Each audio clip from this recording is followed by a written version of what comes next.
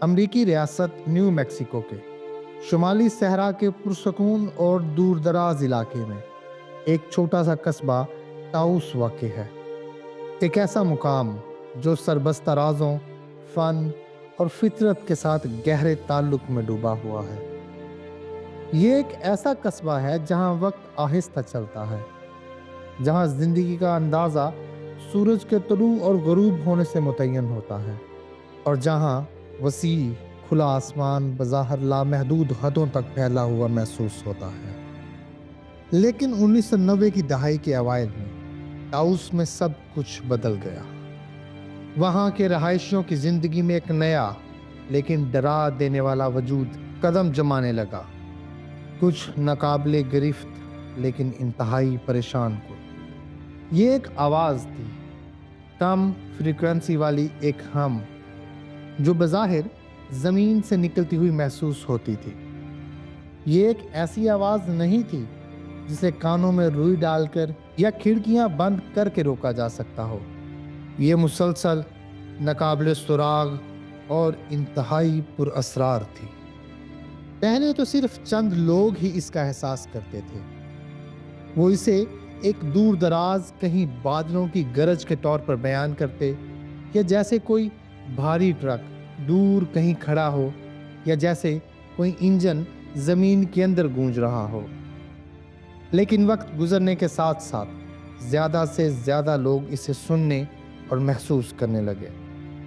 کچھ لوگ اسے اس طرح بیان کرتے جیسے ہلکی سی بنبناہٹ، یا جیسے بہت ساری مکھیاں کہیں بنبنا رہی ہوں، لیکن اثر ہمیشہ ایک سا ہی ہوتا، یعنی ایک مسلسل اعصاب شکن وجود ان کا پیچھا کرتا رہتا۔ جلد ہی تاؤس ہم قصبے میں گفتگو کا موضوع بن گئی۔ لوگ اپنے تجربات کو دھیمی آواز میں بانٹتے، اس خوف سے کہ کہیں بلند آواز بولنے سے یہ آواز اور زیادہ شدید نہ ہو جائے۔ وہ آپس میں ڈاکومنٹس کا تبادلہ کرتے، اس بات کی کوشش کرتے کہ کوئی پیٹرن، کوئی ذریعہ یا کچھ بھی اس کی وضاحت کر سکے۔ لیکن جتنا بھی وہ بات کرتے، کوئی اس بات پر متفق نہ ہو سکا کہ وہ ہم، یعنی وہ آواز کہاں سے آ رہی ہے، یا کیوں اسے صرف کچھ لوگ ہی سن سکتے ہیں۔ اب قصبے کے رہائشی دو گروہوں میں تقسیم ہو گئے۔ کچھ نے کہا کہ ہم ایک تصور یا ایک دھوکہ یا ایک دماغی خلل ہے، جبکہ دوسرے یقین رکھتے تھے کہ اس میں کچھ اور ہے، کچھ ایسا جو آسانی سے بیان نہیں کیا جا سکا۔ جنہوں نے اسے سنا، انہوں نے بتایا کہ ان کی زندگی پر کس طرح اثر انداز ہوتی ہے۔ یہ صرف شور نہیں تھا، ایک مستقل آواز تھی جو وقت گزرنے کے ساتھ ساتھ ناقابل برداشت ہوتی جا رہی تھی۔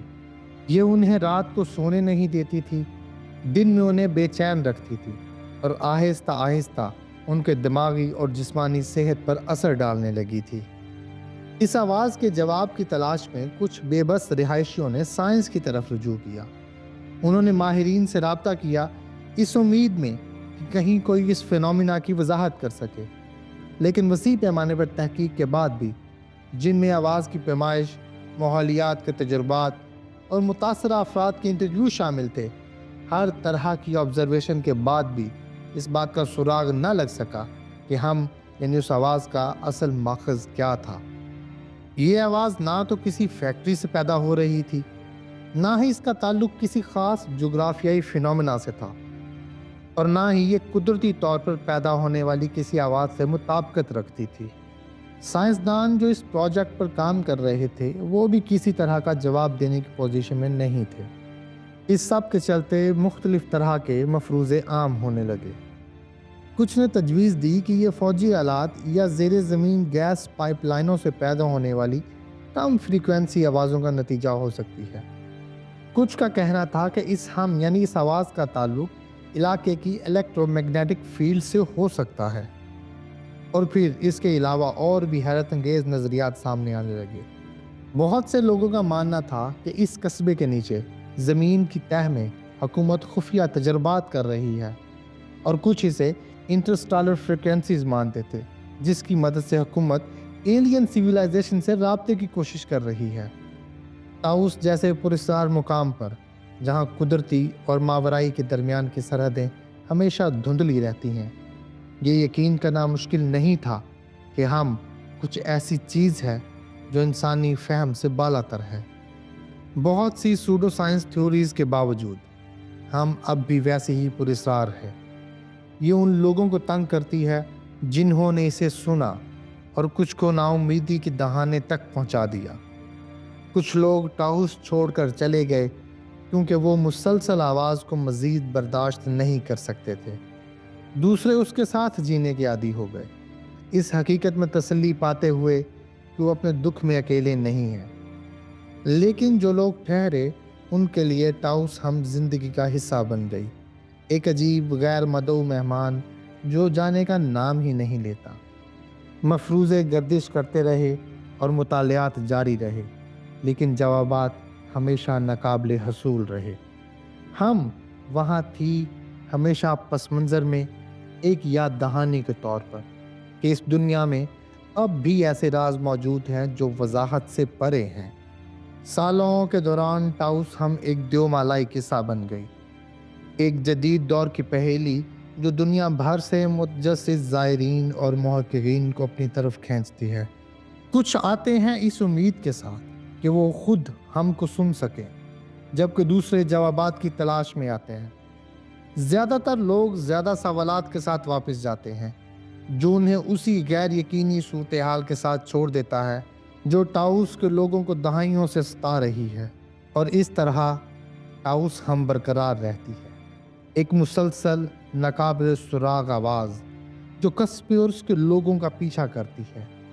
ये एक पहेली है जो अभी तक हल नहीं हुई, एक मुअम्मा जो मंतक और साइंस को चैलेंज करता है।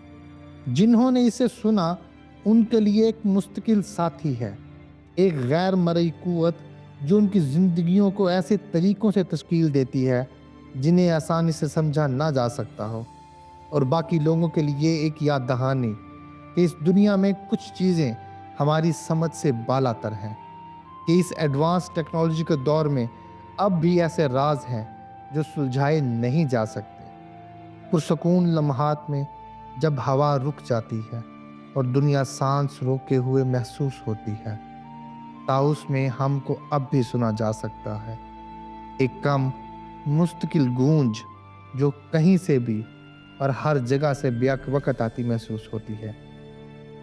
ये एक आवाज़ है जिसका कोई ज़रिया नहीं, कोई वजाहत नहीं और कोई इख्तिताम नहीं, और शायद आखिर में यही वो चीज़ है जो टाउस हमको इतना खौफनाक बनाती है, क्योंकि ये सिर्फ आवाज़ नहीं, एक पहेली है जो शायद कभी हल ना हो। इस तरह की मज़ीद वीडियोस देखने के लिए हमारे चैनल को सब्सक्राइब करें, इस वीडियो को लाइक और शेयर करें और बेल आइकॉन को दबाएं ताकि आने वाली तमाम वीडियोस के नोटिफिकेशन आपको मिलते रहें। शुक्रिया।